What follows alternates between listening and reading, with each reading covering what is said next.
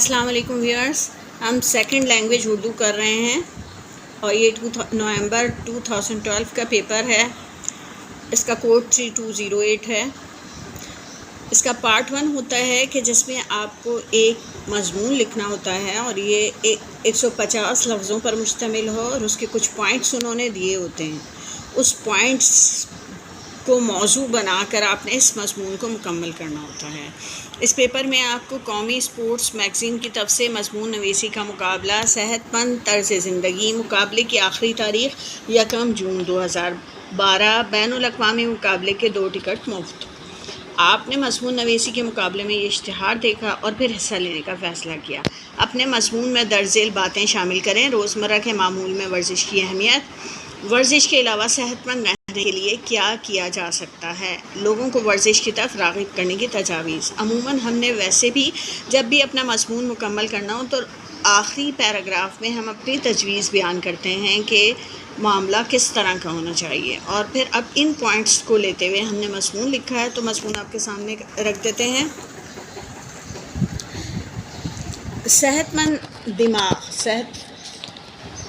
صحت مند جسم صحت مند دماغ کا ضامن ہے۔ یہ حقیقت ہے کہ جسم کو صحت مند رکھنے کے لیے صفائی، تنظیم، باقاعدگی اور ضابطہ ضروری ہے۔ اس کے لیے سحر خیزی یعنی صبح سویرے اٹھنا، ورزش، اپنے معمولات میں ترجیحات کا تعین ہونا چاہیے۔ ہماری کوشش ہونی چاہیے کہ ہم جب مضمون لکھیں تو اس میں اردو کا صحیح معیار یوز کریں، معیاری اردو یوز کریں۔ یہ بچوں والے الفاظ کا چناؤ نہ کریں بلکہ بہترین الفاظ کا چناؤ کریں، کیونکہ آپ کو نمبر اسی پر ملتے ہیں۔ اچھا، اور اگر ممکن ہو تو محاورات کا بھی استعمال کر دیا کریں۔ اب اس کے بعد یہ ہم نے کر دیا ہے کہ ورزش کی اہمیت کے بارے میں بتا دیا کہ ورزش کیوں اہم ہے۔ اب دیکھیں، ورزش اور کھیلوں میں مناسب طور پر حصہ لینا، خود کو پاک صاف رکھنا، اپنے کاموں میں ترتیب و توازن رکھنا،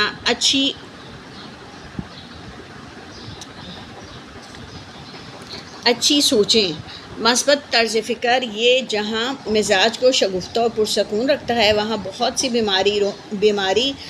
بہت سی جسمانی اور روحانی بیماریوں سے بھی محفوظ رکھتا ہے۔ یعنی اس کا فائدہ یہ ہے، روزمرہ ورزش سے فائدہ یہ ہے، صبح اٹھنا، فجر کی ادائیگی، ہلکی پھلکی ورزش، جاگنگ، جہاں یہ تازہ ہوا کو پھیپھڑوں میں طاقت پہنچاتے ہیں وہاں مزاج و دماغ کو شگفتہ کر کے سوچ کو حسن عطا کرتے ہیں، یعنی خوبصورتی عطا کرتے ہیں، سوچ بھی اچھی ہو جاتی ہے اگر ہم صبح میں اٹھیں اور پھر ورزش کریں۔ سب سے پہلے تو ہم مسلمان ہونے کی حیثیت سے نماز فجر ادا کریں، پھر اس کے بعد ورزش کریں، جاگنگ کریں اور پھر تازہ ہوا کا لطف لینے کے بعد اپنے کاموں کا آغاز کریں۔ اچھا، کھیلوں کا زندگی میں عمل دخل ایک خاص تربیت کا حامل ہے۔ برداشت پیدا ہوتی ہے، یعنی اگر ہم ہارتے ہیں تو ہمیں پتہ ہونا چاہیے کہ کھیل میں ہار ہے یا جیت ہے، ٹھیک ہے۔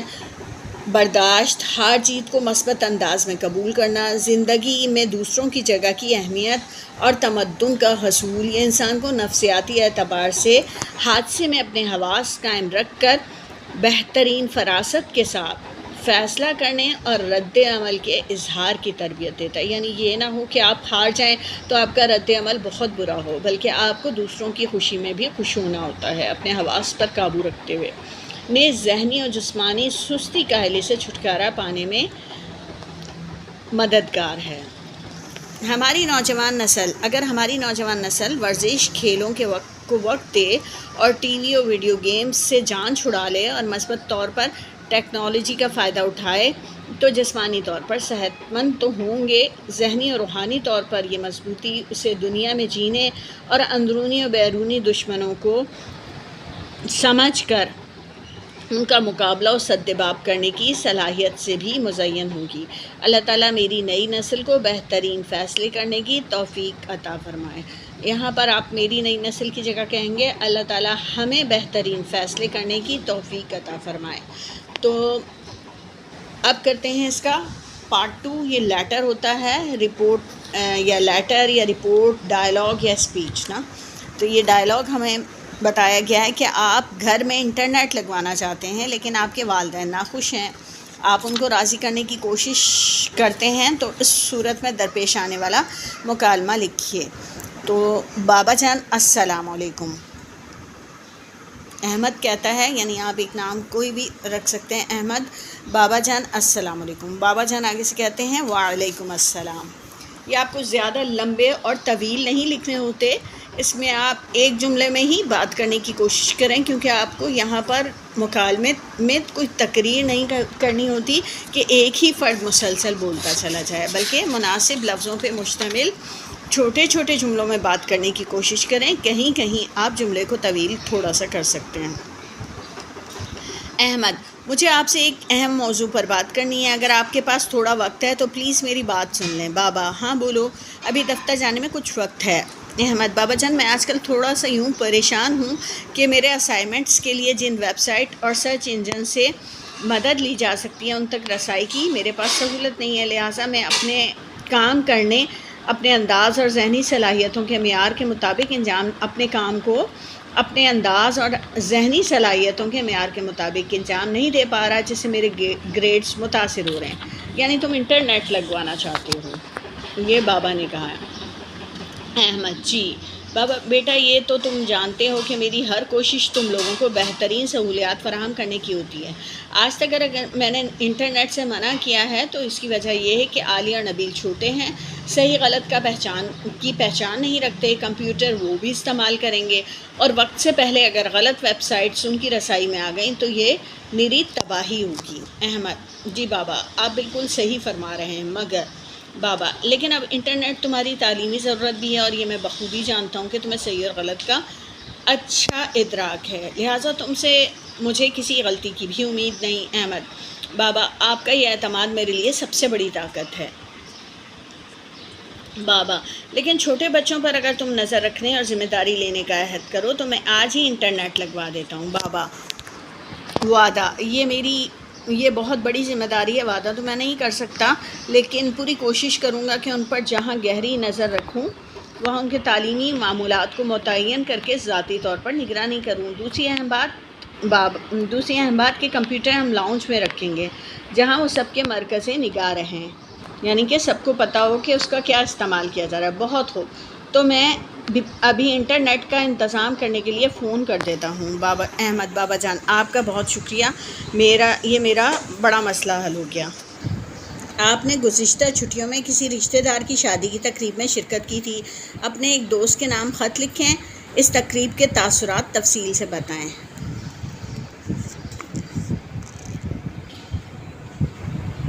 4A سینٹرل لین DHA 12 فروری سن 2013.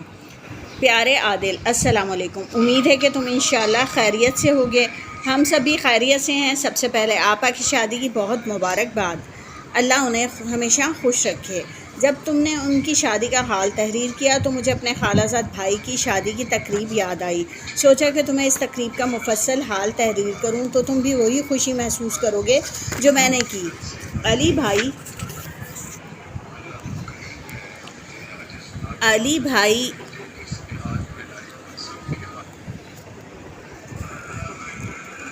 بھائی خالہ کے اکلوتے بیٹے، 4 بہنوں کے لاڈلے بھائی ہیں، لہٰذا خاندان کے ہر فرد نے اس خوشی میں بھرپور حصہ لیا. ہم لوگ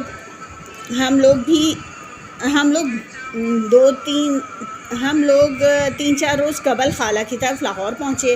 کراچی سے لاہور تک کا سفر خالہ کے ساتھ کی وجہ سے بھرپور خوشی اور دلچسپی سے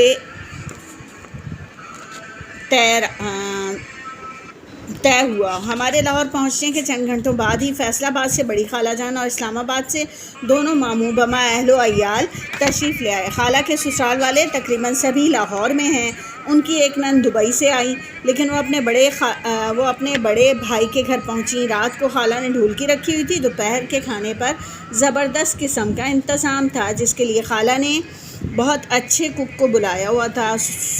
ہلا گلا ہم عمر کزنس کے ساتھ ملاقات بہت دل خوش کن تھی.